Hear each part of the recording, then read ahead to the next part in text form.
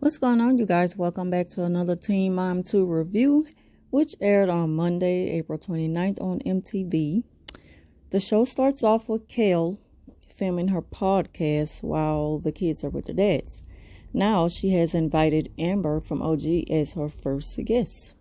Well, not her first guest, but her guest since she's flew out to somewhere. Did I say flew out? Flown out? Flew out.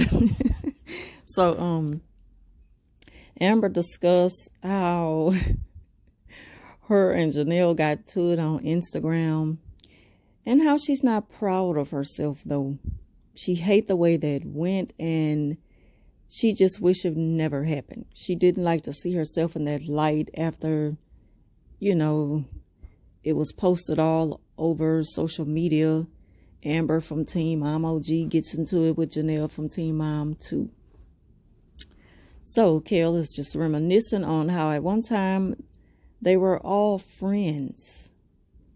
And it's just crazy how she's saying, like, look at us now. We're nothing like we used to be and stuff like that. So Brianna has to leave Estella with Lewis for a little while she takes Nova for tryouts. I think she's trying out for a dance class. And Nova is a little concerned that her little baby sister might not do so well because she hardly knows Stella. And she's even like having a conversation with Brianna and Brittany, like, but she gets along good with my dad. And they like, because Devon is cool, because your dad is cool. And Lewis is lame. Well, leave it up to Brittany. That's what she calls him, lame. So anyway, let's see. So now the cameras have finally caught up with Janelle since David isn't around. Janelle and Barbara met up to talk about the trip that Janelle is taking Jace on, just the two of them. So Chelsea's now got her house fully secured and surveillance. So she's constantly like watching her phone because, you can control everything from your house with your security system from your phone now. And she said she just can't stop looking at her phone and checking her house. And she was like, I noticed some activity around my house. And she said, oh, that's just a car passing by. And I'm like, a car passing by? I thought they lived out in the middle of nowhere. So anyway, but she says she still doesn't feel comfortable staying there. So things haven't been going so good with Jason and Leah. And she said that he only puts on for the cameras. But now she's ready to tell it all. So she called the producer over so he can be her listening ear. And she's telling him everything about the real Jason. So she says that her and Jason broke up because he was letting off bad energy and the kids was picking up on it. And he would only put on in front of the cameras. But once the cameras are not around, he's a different person. He's angry. He's constantly disagreeing with her. They are constantly arguing. And she said that he told her to get out of his house. And she was like, and that's the last straw. So he told me to take my dog and get out of his house. And I left. She said she's tired of trying to put something together that's not meant to really be together. So that's why she decided to call it a quits. And the last thing she needs is a toxic relationship. And I can totally agree with her on that. So she said that she just don't think that they'll end up getting back together. Now, I've always said that I didn't like them together. They just don't make a good couple. They don't make sense to me. And I wasn't feeling them to begin with. And you can tell that he was putting on for the cameras. That's what I used to always say. He just seemed so corny.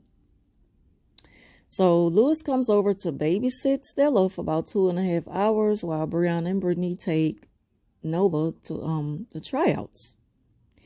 And Stella wasn't feeling him at first. She was clinging on to Brianna like she did the first episode when he came over to see her when he first moved back down to Florida.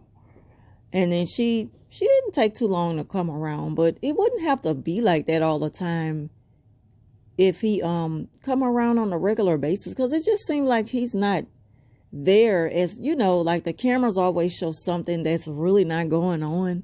So the camera just make them look better than what they are. And, that's just what the cameras do. So, it wouldn't take that long for her to warm up to him. Like, he wouldn't have to go through that. That's your child.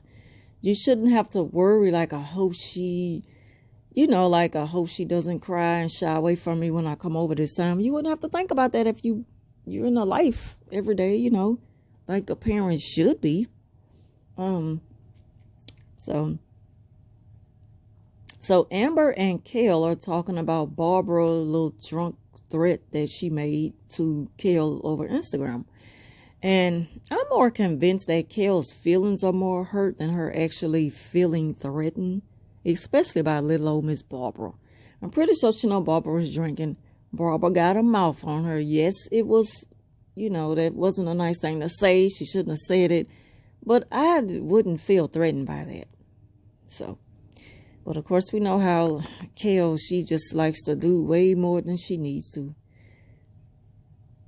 So, she's talking about Joe and writing a check and this whole little child support situation that I'm just tired of hearing about. She claims that she's done everything she needed to do on her end, and Joe is just not moving fast enough, like he just doesn't care. So he need to pick up the pace so she can go ahead on and write the check to him. Also, they have like the mediation that they have to go through and all that kind of stuff. So Janelle and David are rumored to be split up. And it's seen all over social media. Both of them are even changing their status on Twitter and Instagram to single. So petty, like, grow up. Nathan gets a haircut and his barber asking him about Janelle. And he was like, man, I seen her burning up old girl's peace offering. And Nathan, he was laughing like, yeah, man, you seen that? But I just think that Janelle just changed and same old, she can be a better person if she just didn't have David in her life. And the barber was like, yeah, she just needs to humble herself. And Nathan was like, yeah, and she just needs to get help. So Leah is babysitting her niece, and her sister comes in and tells her that, guess who's been calling me and hitting me up about you, Jason. And Leah was like, yeah, girl, he's been coming over here and bringing me gifts and just trying to suck up to me. And what you really call from a toxic person or narcissistic person, love bombing. And he's probably a narcissist. He probably is. I just haven't seen that much of him on camera to really figure it out. But I'm pretty sure he's a narcissist. She says that he's been coming over there and just trying to buy her gifts and suck her back in and get her back and all that kind of stuff. She was like, he even brought me a key to his house. And her sister was like, yeah, but he should have thought about that before, he showed his true colors, but now it's too late.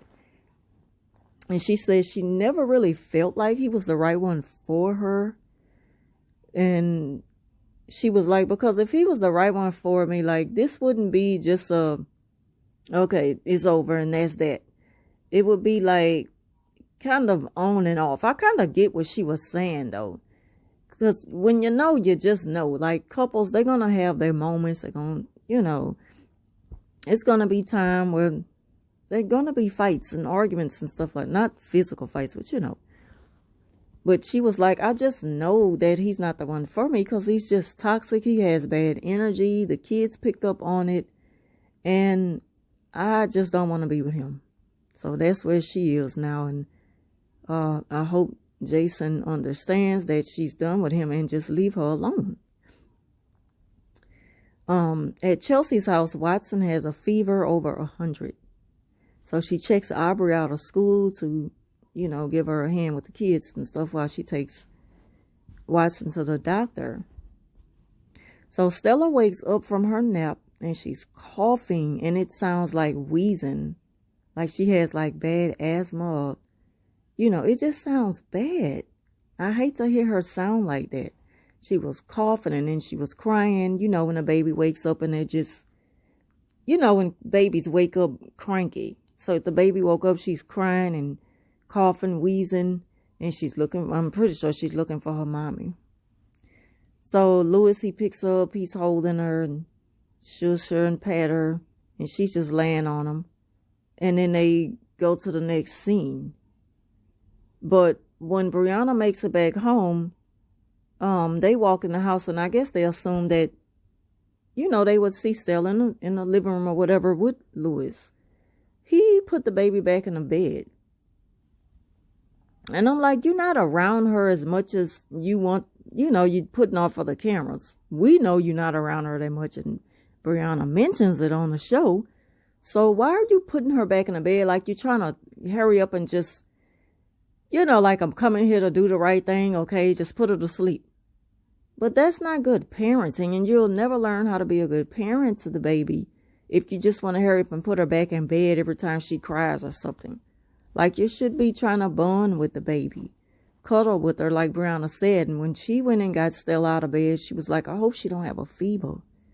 And she probably did, because she sounded like she was getting sick, or, she has that cough already. So you just never know with Louis. He probably didn't hold her no more than probably about 20 or 30 minutes. And soon as he figured she was just calm enough to where he could just go lay her back in bed, she probably wasn't even asleep. He just hurried up and put her back in the bed. So Brianna is just looking pissed. She giving him like a death stare. So Joe and Kel, they don't have to go to mediation. She went ahead and wrote him the check for child support, and everything is all good. Isaac is upset after after the basketball game, because he didn't get a chance to play, and I think they lost.